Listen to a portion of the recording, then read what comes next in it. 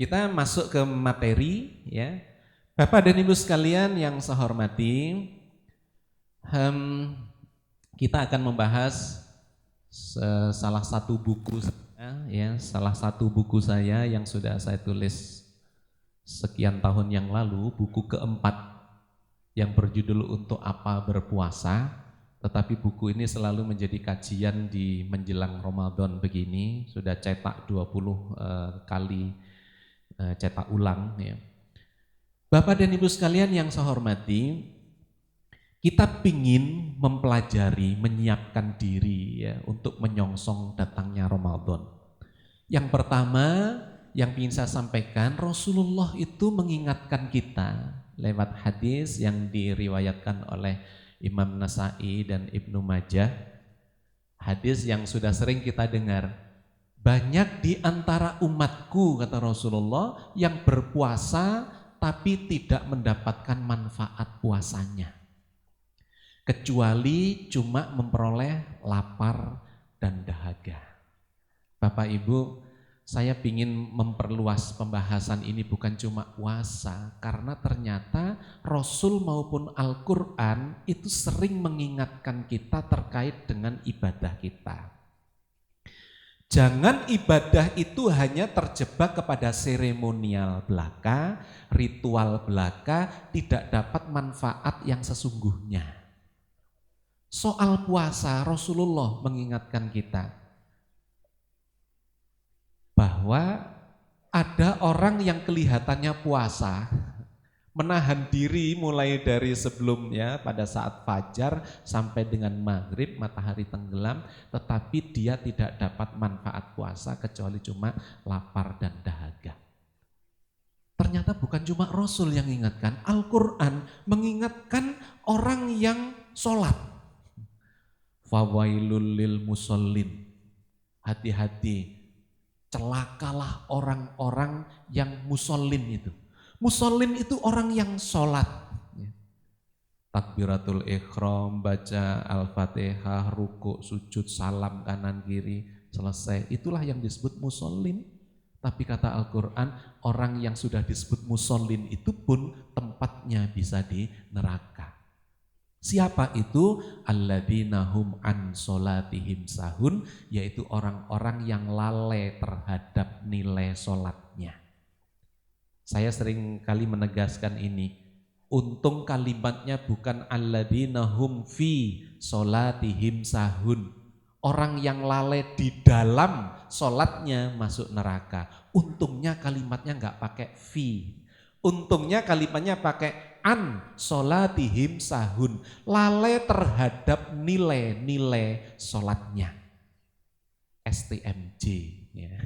Bukan susu telur madu jahe, tapi sholat terus, maksiat jalan. Ya sholat, ya maksiat. Meskipun namanya musallin, meskipun sudah takbiratul ikhram, baca, menjalankan seluruh rukun sholat sampai salam, orang itu belum sholat. Orang itu tempatnya di neraka, kata Al-Quran. Banyak ini peringatan-peringatan kayak begini. Orang puasa tapi belum berpuasa. Orang sholat tapi juga belum sholat. Orang berzikir tapi tidak berzikir. Orang pergi haji tapi tidak mendapatkan makna hajinya, kecuali dharma wisata saja. Gitu ya. Sehingga ratusan ribu setiap tahun orang antri haji, ya setiap tahun cuma bisa memberangkatkan 200.000 orang jamaah. Pulang dari haji, manfaatnya apa buat bangsa ini? Saya tanya kawan-kawan gak ada yang tahu. Perubahan apa yang terjadi pada bangsa ini disebabkan oleh ratusan ribu dan sudah jutaan orang yang naik haji itu. Gak ada dampaknya. Bapak dan Ibu sekalian yang saya hormati, karena itu kita harus menanggapi secara serius peringatan-peringatan dari Rasul maupun Al-Quran. Terkait dengan puasa, jangan sampai puasa kita ini cuma dapat lapar dan dahaga karena tidak memahami, tidak menjalankan puasa itu dengan yang seharusnya. Bagaimana puasa yang seharusnya itu? Di dalam surat Al-Baqarah ayat 183, Allah berfirman dalam ayat yang sangat kita kenal, ya ayyuhalladzina amanu kutiba alaikumusiyam kama kutiba alal ladzina min qablikum la'allakum tattaqun. Wahai orang-orang yang beriman, yang dipanggil adalah orang-orang yang beriman. Bagi yang merasa tidak beriman, gak usah melanjutkan baca kalimat berikutnya. Gak ada gunanya, gak ada gunanya. Kecuali panggilannya adalah ya ayuhan nas, wahai seluruh manusia. Gitu. Enggak, panggilannya ini khusus untuk orang-orang yang beriman. Apa itu beriman? Nah, saya sudah menyampaikan rasanya di beberapa pertemuan yang lalu. Beriman itu bukan cuma sekedar percaya, tapi beriman itu adalah yakin. Ya. Keyakinan bobotnya lebih besar dari cuma sekedar percaya. Kalau percaya maka sebentar saja seorang sahabat saya yang saya sudah tahu persis kredibilitasnya dia merekomendasikan kawannya, Pak Agus, kawan saya ingin bekerja sama dengan Anda. Misalnya dalam bisnis, maka karena direkomendasikan oleh kawan saya, oleh sahabat saya bilang, oke, saya percaya. Tapi untuk yakin, nanti dulu. Saya akan bilang ke sahabat saya coba dulu ya, supaya saya yakin. Coba 1 tahun, 2 tahun, 3 tahun, barulah saya yakin. Orang ini memang pantas, ya, orang ini amanah, orang ini modalnya kuat, jaringannya bagus, pemasarannya oke, dan seterusnya, maka barulah saya yakin. Saya ingin menganalogikan bahwa keimanan itu bukan cuma sekedar percaya, tapi adalah yakin. Ada proses panjang yang mengikuti proses keimanan itu. Gak langsung ujuk-ujuk. Sehingga ada di dalam Al-Quran yang menceritakan seorang badui masuk Islam, kemudian sudah disyahadatkan oleh Rasul, kemudian dia mengatakan, saya sudah beriman.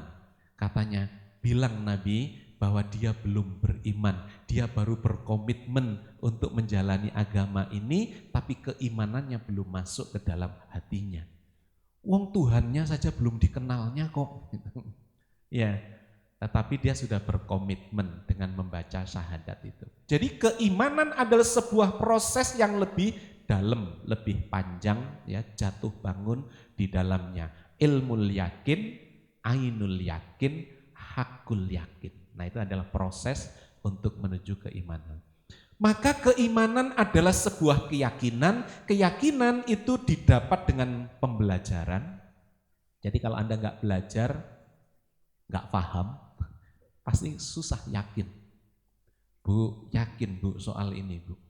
Aku nggak paham loh Pak. Sudahlah Bu yakin. Ya sudah saya yakin. Lu malah itu ya iman yakin kok pakai ya sudah gitu.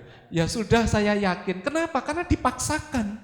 Sudahlah yakin saja. Ya sudah saya yakin. Bukan. Keyakinan itu didapat karena kefahaman, kefahaman didapat karena belajar, belajar didapat karena menggunakan akal sehatnya. Maka seperti saya sampaikan, keimanan atau proses keislaman dimulai dengan menggunakan akal.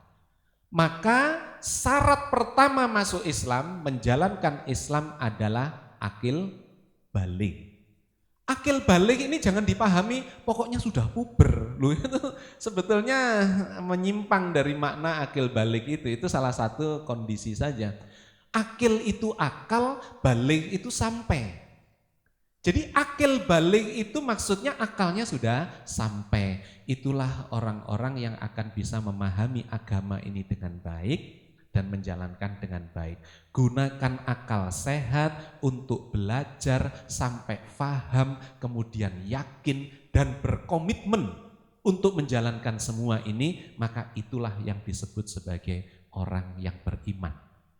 Ya, jadi kita ngukur diri sendiri. Yang dipanggil adalah orang yang beriman, yaitu orang yang sudah paham masalah puasa ini, yakin.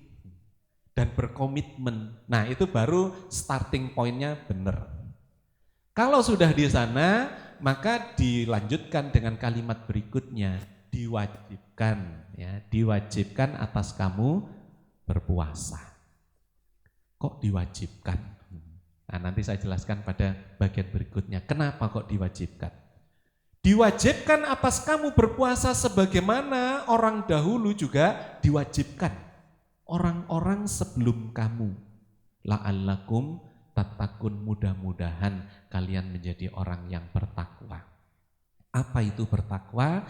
Bertakwa ini level lebih tinggi dari beriman. Karena itu yang dipanggil orang yang beriman, suruh berproses dengan berpuasa, hasilnya akan menjadi bertakwa. Bertakwa itu levelnya lebih tinggi dari beriman. Kalau keimanan itu puncaknya adalah sebuah komitmen berdasar kefahaman, maka bertakwa itu ujung-ujungnya adalah amal perbuatan. Menjalankan, mempraktekkan.